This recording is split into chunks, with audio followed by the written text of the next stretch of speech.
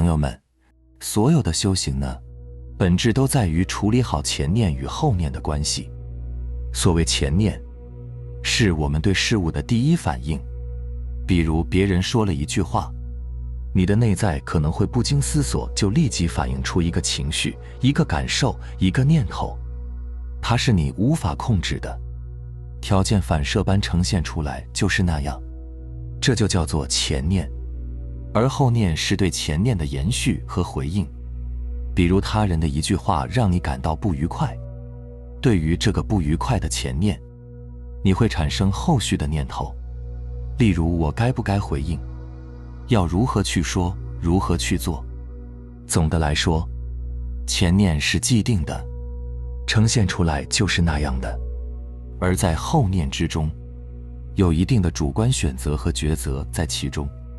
这也好像有的人天生就不喜欢吃榴莲，闻见榴莲就感到不适，这是无法更改的第一反应。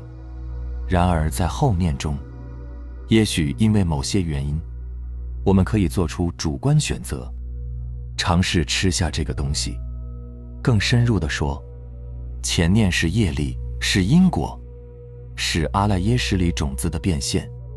就好像有的人天生性格开朗，遇到事情的第一反应是积极乐观，这就是每一个既定的前念，也是潜意识里每一个种子的变现。而在有一定主观选择的后念中，后念对前念的追随或是对前念的抗拒，都是一次次种子的重新塑造，业力的重新积累。所以修行的重点在于后念之中，前念是命运和业力既定的第一展现，而对后念的修行将会潜移默化影响到我们命运的重新呈现。理解到前念和后念的关系，我们也便能更好地理解观念头的修行。在观念头的修行中，观这个举动属于后念。当每一个由业力和因果既定的前念出现时，后一念什么也不做，只是寂静地关照前一念，这便是观的修行。这也是所谓的觉自心现量。自心现量这个概念就是既定的前念。比如说我们看见一棵树是绿色的，那是人眼的业力所产生的现量，而狗的眼睛看见的树是灰色的，那是它的现量。现量就是第一反应便是那样，呈现之时即是无法更改之时。而在觉自心现量中，后念不会去思考树为什么是绿色，后念在那一刻只是如实的映照和承认眼前的绿色而已。这便是禅宗所谓的无念行。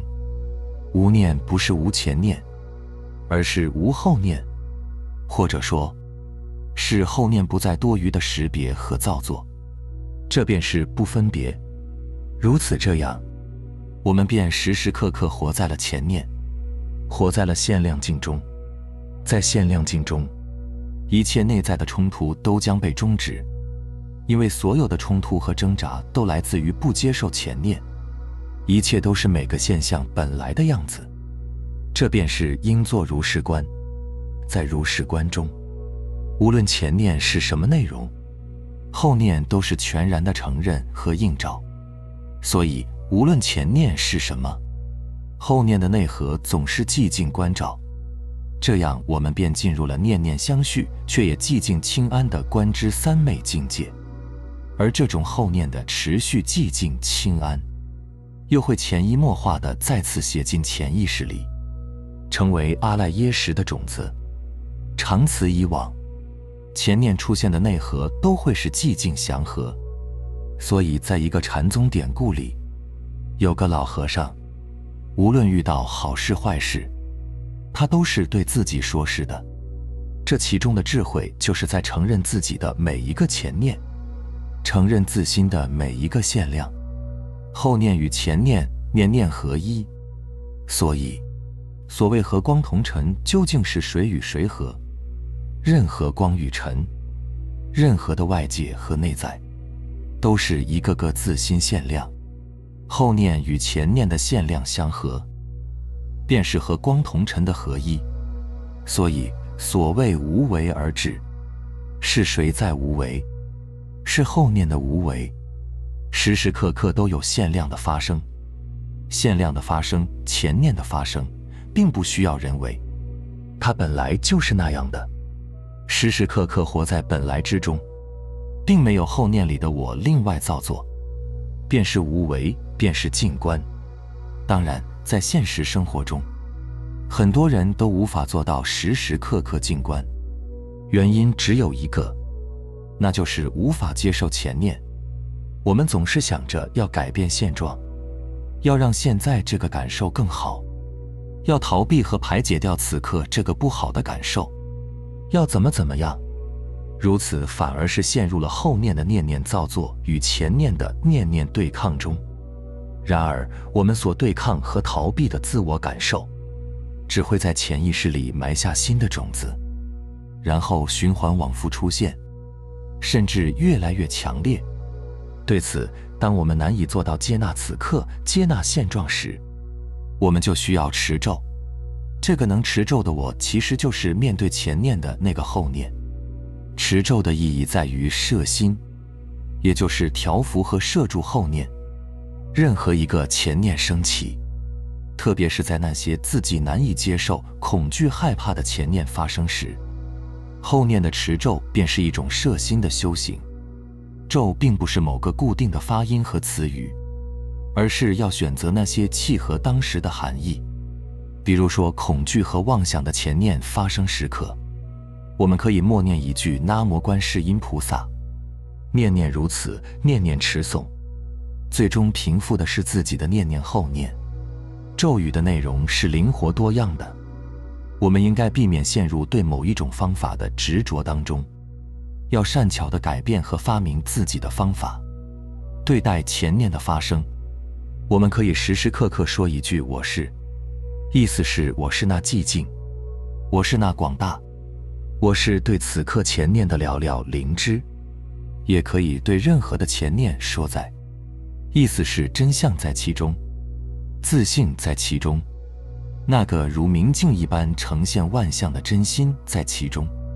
念念持咒便是念念调伏后念，便是念念接纳当前。在接纳中，我们可以直面任何的恐惧与迷惑现前。在接纳中，内在的分裂与冲突也会终结，以至于念念祥和，念念禅定。对与前念合一更深入的领悟，是对前念的臣服。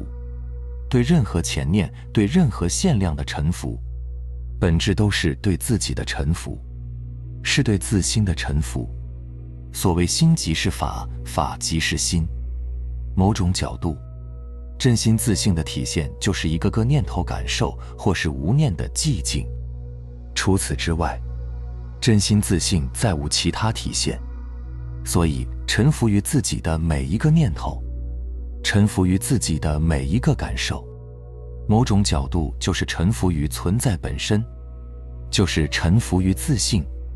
无论这个念头感受的内容是什么，是恐惧，是担忧，是期盼，是迷惑，恰恰在那些我们最无法忍受、最想逃离和改变的时刻，正是内在巨大转变发生的时刻。向正在发生的恐惧臣服，向正在发生的彷徨臣服，向正在发生的迷惑和探求臣服。归根结底，我们没有臣服于任何外在，我们只是在向自己臣服。因为终究来说，一切即是我，我即是正在发生的一切，所以彻底地向自己臣服。选择时时刻刻与正在发生的现象合一，在臣服之中，彻底的无畏心便会升起。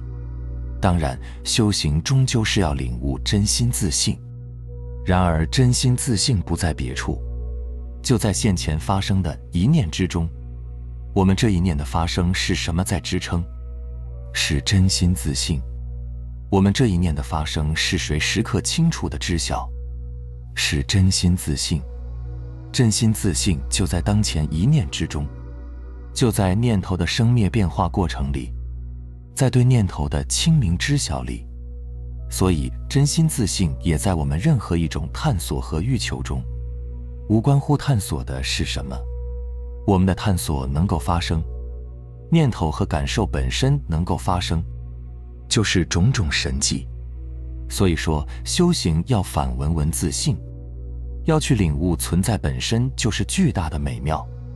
自性就在平凡之中，就在日常发生的点滴之中，就在每一个喜怒哀乐和举手投足里。当我们的后面与前念合一，时时刻刻合一，时时刻刻接纳，不在远方，不在未来，我们将在正在发生的现象中体悟自性。明白了吗？好了，非常感谢你能看到这里，希望能对你有所触动和启发。我们下期再见。